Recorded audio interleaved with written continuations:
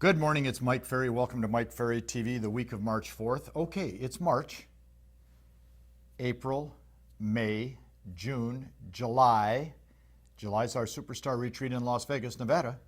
Have you signed up? Are you going to go? Are you thinking about it?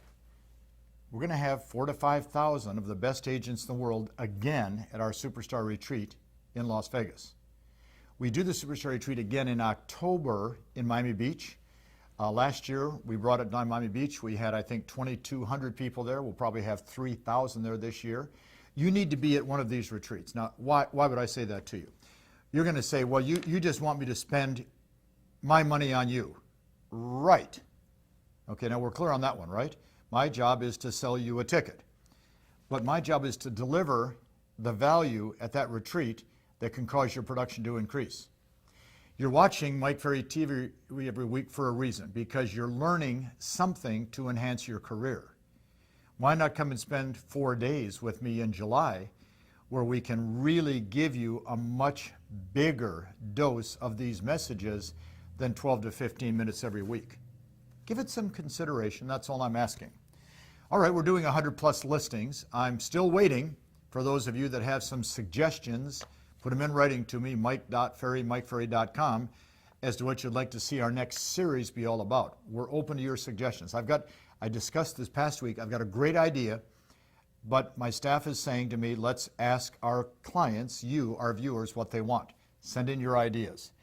We stopped last week, okay, on getting your listing sold, so we're going to continue on point 45 by saying to you, if there are no showings, the home is priced too high. If there's a lot of showings and no offers, the price is too high. Okay, now think about it. You have a nice listing over here. It's listed at $295. It's probably worth $265. It's not that badly overpriced, but everything's selling from $255 to $265. There's activity in the neighborhood. Other listings are being taken and sold, and yours is sitting. Mr. and Mrs. Seller, when there's no showings, the market is telling us the price is too high. On the other side, if we were getting showings every day with no offers, the market is telling us the price is too high. So right now, based on no showings, the price is too high. What would you like to do about that? Because that's really what it comes down to. Let's solve the problem. Mr.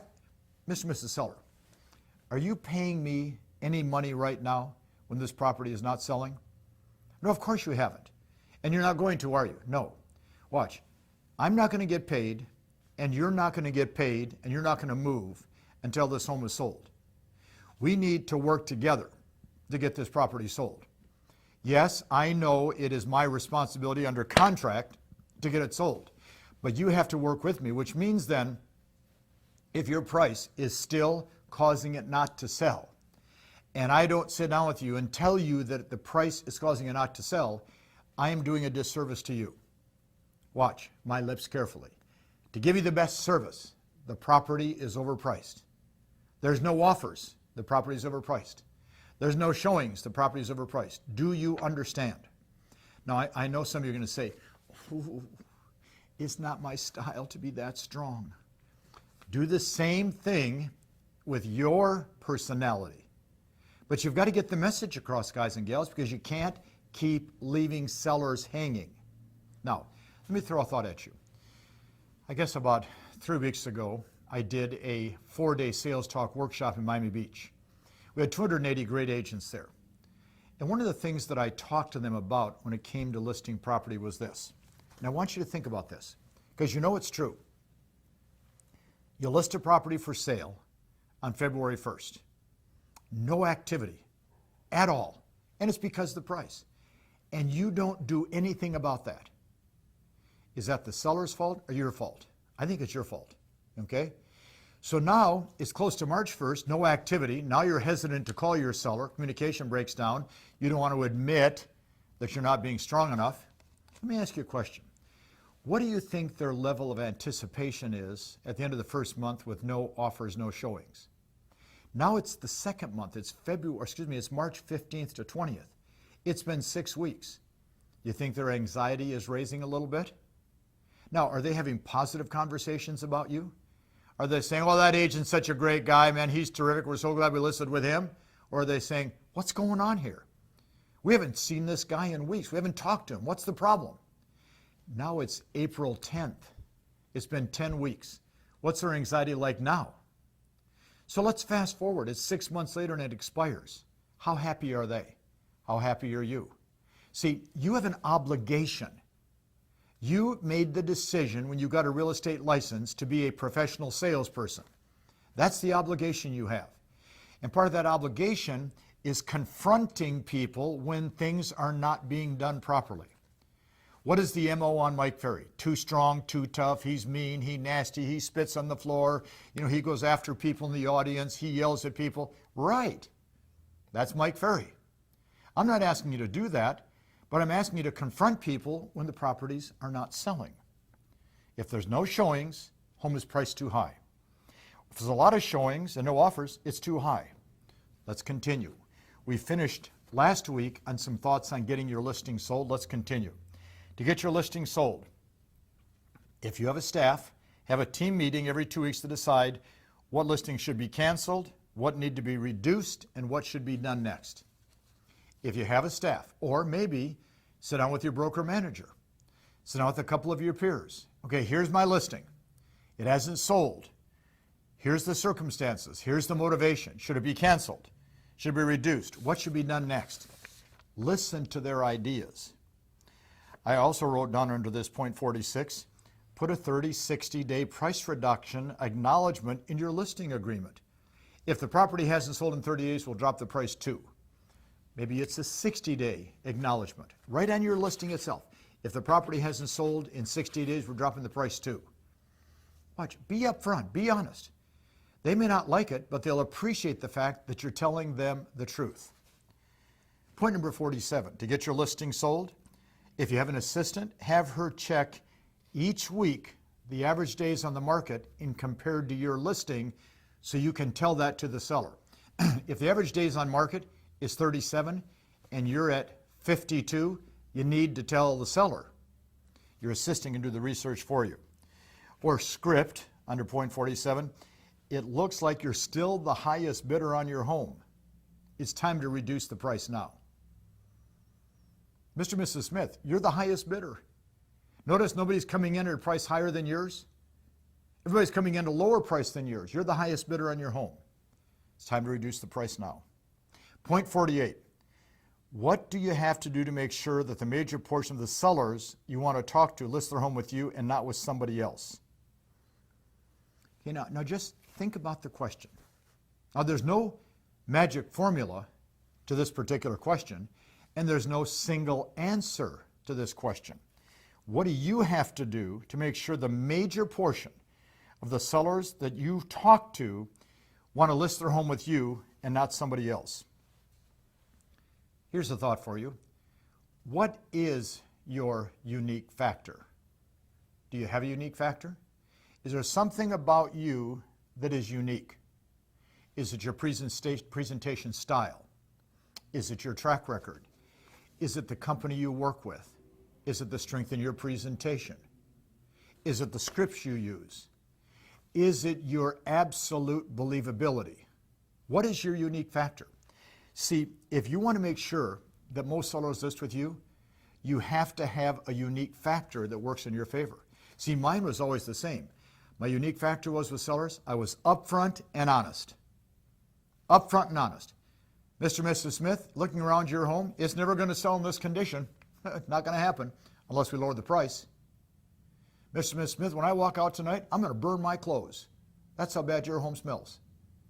When I pulled in front of this house, your house was barking at me. This thing's a dog.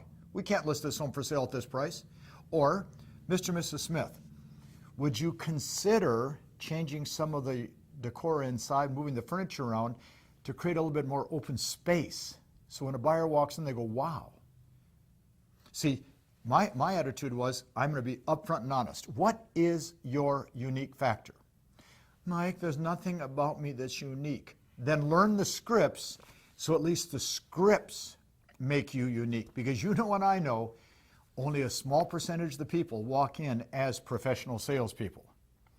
Point 49, To sell your own listings, mail a letter to all the lower price listings in your area for potential move-up buyers. Or call them all on the phone, okay? Or knock on their doors. Hi, ma'am, my name is Mike Ferry. I've listed a home 6 blocks from here that's similar to yours, but it's quite a bit larger, on a larger lot. And it's about $80,000 more than what we've listed, or that your home probably is worth today. Would you and your husband consider moving up to a little bit larger home? Makes sense? Or same thing, if you have a larger home, go to smaller homes and see who the move down potential buyers are. Now watch this. Show the seller in your words and actions that you actually run a sales business. Show the seller in your words and actions you actually run a sales business. You're not just a realtor. Mr. and Mrs. Smith, one of the things that I do is each Friday, after you sign the contract, I'm going to call you between 3 and 5. In fact, you want me to call you at home or at the office? Well, call me at the office. Good, I'll need that number. As soon as they gave you the number, they've listed their home with you. Watch. Mr. and Mrs. Smith, one of the things I do when you sign a contract with me tonight is I'm going to call you every Friday between 3 and 5. Do you want me to call you, Mr. Smith, at the office, or Mrs. Smith, should I call you at home? Mr. Smith, call me at the office. I need your number, area code 305. And what I'm going to do is I'm going to update you as to what I've done the last week. As a professional salesperson, I believe it's critical that I keep you updated as to what's going on with your home, with the number of showings, with the activity, what the interest level is, what's going on in the area. So I'll be calling you between 3 and 5. Will that work for you? Oh, that's great. Thank you. Show them, okay, show them that you're running a sales business. By showing them that, confidence increases. If necessary, show the seller exactly how you go about getting a listing sold. If necessary, show them the steps you take to get a listing sold. In my case, it was our 18-point plan of action. Here's the 18 steps we take to get a home sold.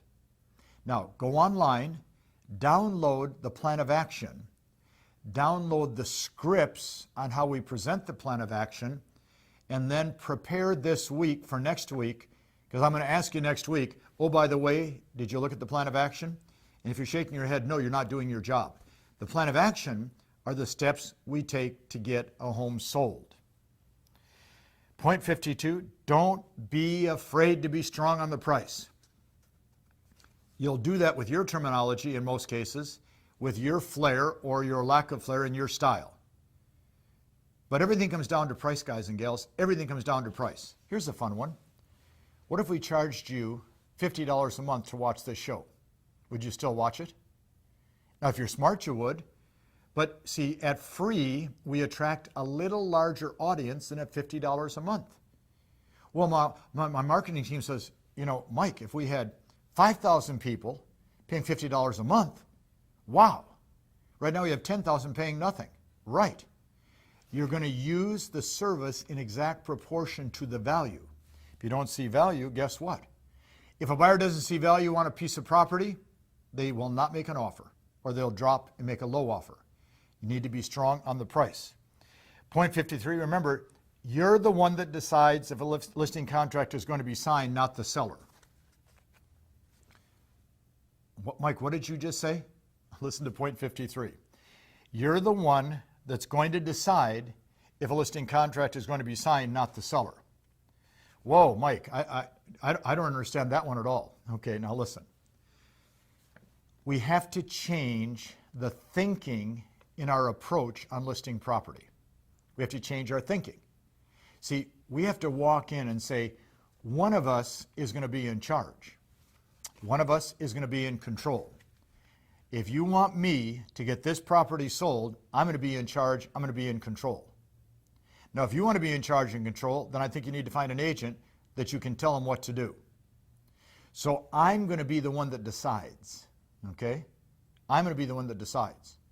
And if your price is out of line, I'm not going to take it. If you demand a lower commission, I'm not going to take it. If you demand certain things, I may not take it. I have to be the one in charge. And see, when you take that attitude, you change the perception of how you present. Guys and gals, I go to a doctor, I want the doctor to be in charge. I don't want the pilot walking out of the cockpit. Anybody know where New York City is? I don't want that to happen. I don't want the attorney saying to me, what should I say next? Watch, we're paying people to be in charge. The most important point of this week, you've got to learn the scripts. You got to practice the presentation. You got to be a professional salesperson to be the one in charge. Review this show every day this week so you can be the one in charge. Look forward to seeing you next week.